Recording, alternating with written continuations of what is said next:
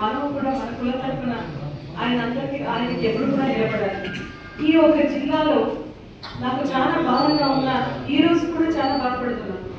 జిల్లా అధ్యక్షురాలుగా నేను ఉన్నప్పుడు కూడా రాప్తాడు ఒక కక్ష సాధింపు కోసం కురువల హత్య జరిగింది.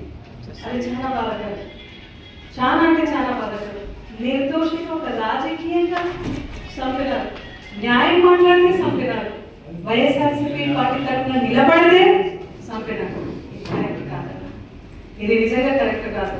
ఆ రోజు నేను చెప్పినాను, కురువ కులస్తులందరూ కూడా ఎవరు కూడా ఆ రోజు గట్టిగా మాట్లాడకపోయినచ్చు, బట్ మనసులో ఎప్పుడూ ఉంటుంది. ఎందుకంటే తోడు గొర్రెలు కదా, మిస్ అయితే వాళ్ళకి ఏమైనా ఇబ్బంది అయితే ఎంత నొప్పిగా ఉంటుంది అనేది మా అందరికీ కూడా తెలుసు. ఇవన్నీ కూడా జరుగుతున్నాయి. ఇటువంటి రాజకీయ నేపథ్యంలో కూడా కురువ కుల సామాజిక వర్గంలో ఒక చైతం అనేది పెంచాలి. మనము జగన్మోహన్ రెడ్డి గారు ముఖ్యమంత్రికి వచ్చినప్పుడు ఏ ఒక్క రోజు కూడా ఈ ఆంధ్రప్రదేశ్ రాష్ట్రంలో స్వతంత్రం వచ్చిన నుంచి ఎవరైతే కమిటీ వేస్తారో వాళ్ళందరికీ కూడా పారితోషికం ఇవ్వడం ఎక్కడ మనం చూడలేదు. జగన్మోహన్ రెడ్డి గారు ఫర్ ద ఫస్ట్ టైం ఎవరైతే ఉన్నారో కమిటీ వేసే వాళ్ళందరికీ కూడా మనము 24,000 ఇచ్చిన ఘనత జగన్మోహన్ రెడ్డి గారు. అవునా? కేవలం మనం ఇట్లా కలుసుకొని ఒక మీటింగ్ చేసి కృష్ణాన భోజనం తిని జై అంటే అనేది కాదు. చైతన్యం అనేది అది మనసులో రగులుతూ ఉండాలి. అవును, జగన్మోహన్ రెడ్డి గారు అవకాశం ఇచ్చినారు కదా, బీసీలంటే ఆయన ప్రోత్సహిస్తాడు కదా, మనం ఎట్లా మొదలుకోవాలని చంద్రబాబు నాయుడు గారు ఎలక్షన్ టైంలో మీకు తెలుసో తెలియదు ఒక హామీ ఇచ్చినారు కురుగోడికి. ఆ హామీని అందరూ కూడా నమ్మినారు.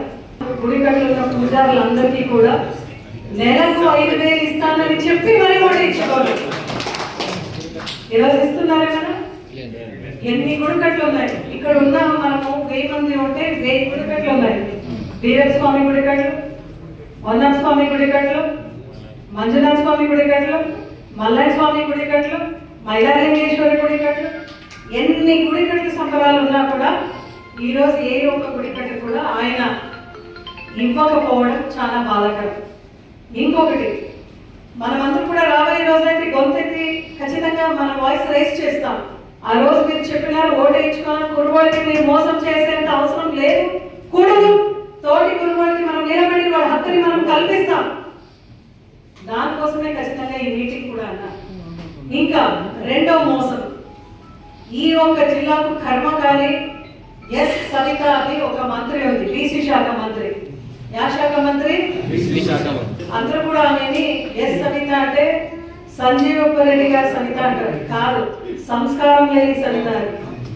ఎందుకంటే బీసీ శాఖ మంత్రిగా ఉంటూ స్వయం కురువ కులంలో పుట్టి పెరిగి ఈ రోజు కురువులకి ఇంత అన్యాయం జరుగుతా ఉంటే ఆమె నోరేమైంది? ఎందుకు ప్రశ్నిస్తలేదు ఆమె? ఎందుకు ప్రశ్నిస్తలేదు ఆమె? వీళ్ళు చెప్పినారు కదా చంద్రబాబు నాయుడు గారు, పవన్ కళ్యాణ్ గారు.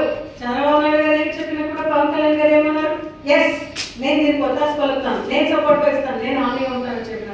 ఇద్దరు కూడా ఊరికే ఉంటే ఈమె ఎందుకు ఊరికే ఉంది? మంత్రి పదవి ఎగిరిపోతుందనా? అడిగితే మంత్రి పదవి అది ఎలాగో ఎగిరిపోతుంది. ఎందుకంటే డీజిల్ దొంగలించడం, ఇసుక దొంగలించడం, మట్టి దొంగలించడము మా పెనుగొండలో ఉంటుందనా? ప్రతి వైన్ షాప్ లో, బెడ్ షాప్ లో ఒక బాటిల్ పైన 10 రూపాయలు ఎక్కువ తీసుకుంటారు. ఏమొక అంటే ఇది సరిగ్గా కలెక్షన్ మేడం, ఈ 10 రూపాయలు దీని గురించి అడుగుకూడదు అంటారు. ఏంటన్నా ఇది అన్యాయం?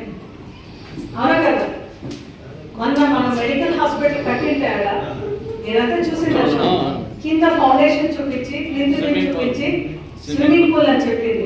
ఈరోజు ఇక్కడికి లేట్ రావడం కారణం అంటేనా తోపుదూరు తిప్పిపోయి భాస్కర్ రెడ్డి అన్న అంత్యక్రియలో పాల్గొంటూ అంతిమ యాత్రలో పాల్గొంటూ ఆమెకు మెడికల్ కాలేజ్ చెప్పి అక్కడ ముందు కౌంటర్ ఇచ్చి ఇక్కడ రావడానికి కొద్దిగా టైం పడింది. దయచేసి నేను కూడా చెప్పినాను 2 ఫ్లోర్ మేము కట్టినాం, నువ్వు పైకి దూకు, కుట్లు పడితే మనకి 2 ఫ్లోర్ ఉన్నట్లు, లేదంటే నువ్వు చెప్పినట్లు దాని తిక్కుకి, ఆ గుడ్డితనానికి, ఆ పైత్యానికి, అవన్నీ దానికి కూడా అదే హాస్పిటల్లో మళ్ళా మేము ట్రీట్మెంట్ ఇప్పిస్తాం. జగన్మోహన్ రెడ్డి గారిని అనే ప్రతి మాటకు మేము మూల్యం చెల్లిస్తాం. సంస్కారం లేని సవిత, ఈ కులంలో నువ్వు పుట్టి పెరిగి కురుగోడు కురుబడి సంక్షేమానికి ఏం చేసినారు? పారసారథి గారు కూడా ఎంపీగా ఉన్నారు, ఏం చేసినారు మీరు చెప్పండి నేను అడుగుతున్నాను. అదే ప్రశ్న మీరు నన్ను అడిగితే నేను 1000 సమాధానం చెప్తాను. కురుబడి అభ్యున్నతి కోసం జగన్మోహన్ రెడ్డి గారు ఏం చేసినారో మేము చెప్తాం. చెప్పే సత్తా, చెప్పిన మాటని నెరవేర్చే దమ్ము ధైర్యము నీకుందా సవిత అని మేము అడుగుతున్నాం. నీకు నైతిక హక్కు లేదు కాబట్టి, కురుబడి అభ్యున్నతి కోసం ఏం చేయలేదు కాబట్టి వెంటనే రాజీనామా పెట్టి ఇంటికి పోయి, ఎలాగో నీ మంత్రి పదవి ఎగిరిపోతుంది, అదైతే వాస్తవమే. నువ్వు తప్పు ఒప్పుకొని బీసీలకు మేము పెన్షన్ ఇవ్వలేదు అని చెప్పి నువ్వు ఇంటికి అడిగిపోతే నీకు నిజంగా ఒక మర్యాద ఉంటుంది, హుందాతనం ఉంటుంది అని చెప్తూ కురుబ సామాజిక వర్గం దాదాపు ఈరోజు 26 జిల్లాలో మనం కలిసి చూస్తే మేము సగానికి సగంలో ఉన్నాం. ఎందుకంటే విజయవాడ పైన కురుబళ్ళు యాదవులు కలిసిపోయినారు చాలా మందిగా, బట్ చాలా మంది మనవాడు అలాగే ఉంటున్నారు. నాకు చెప్తుంటారు నేను కురుబ కులస్తులు మేడం అంటున్నారు. ఈ ఒక కులంలో అభ్యున్నతి జరగాలంటేనా ఫస్ట్ మనకి కావాల్సింది ఐక్యమత్యంగా ఉండాలి. రెండోది మన పిల్లలకు బాగా చదివేయండి అన్న. Education is the weapon, education is the mightiest weapon. మన హిందూపూర్ పరిస్థితి తీసుకుంటే ఇంతవరకు ఎన్టీఆర్ కుటుంబం అనేది ఈడ గెలుస్తా వస్తా ఉంది. మేము మన హిందూపుర నియోజకవర్గంలో మన వైఎస్ఆర్ పార్టీ తరఫున ఓడిపోతున్నాం. దీనికి కారణం ఏమనేది అందరికీ తెలుసు. వాళ్ళు గెలుస్తా ఉండేది కాదు, మనలో దీనికి ముందు ఉన్నటువంటి విభేదాలు మాత్రమే ఓటమికి కారణం అనేది చెప్తాను. ఈ రోజు హిందూపూర్ పరిస్థితి మన వైఎస్ఆర్సీపీ కుటుంబం ఏకతాటి పైన వచ్చింది. మరియు ఇదైన తర్వాత కులస్తులకి నేను చెప్పేది ఏమిటంటే, ఒక కులం అంటే మన కుటుంబ కులం అంటే నమ్మకం అన్నమాట. ఈ రోజు ప్రతి ఒక్కరు దయచేసి మన రిలేటివ్స్ ఎవరైతే ఉన్నారో, మన అన్నదమ్ములు కానీ వాళ్ళ కుటుంబం కానీ ఊళ్ళో ఎవరైతే ఉన్నారో ప్రతి ఒక్కరు మీరు వాళ్ళకి చెప్పండి, ఒక నిజమైన పార్టీ, ఒక నిజమైన నాయకుడు ఈ మన మధ్యలో ఉన్నాడు, అతన్ని కాపాడుకునేది మన బాధ్యత. మన జగనన్న మమ్మల్ని నమ్మి ఈ రోజు హిందూపుర నియోజకవర్గంలో కురుబ దీపిక నాకు టికెట్ అనేది ఇచ్చినారు. 2023లో నేను వచ్చినాను. దానికి ముందు నేను ఈ ఊరు కోడలు, దాన్ని గుర్తు పెట్టుకోండి. నేను లోకల్ అయితే ఇది మన జగనన్నకి ఇవ్వడానికి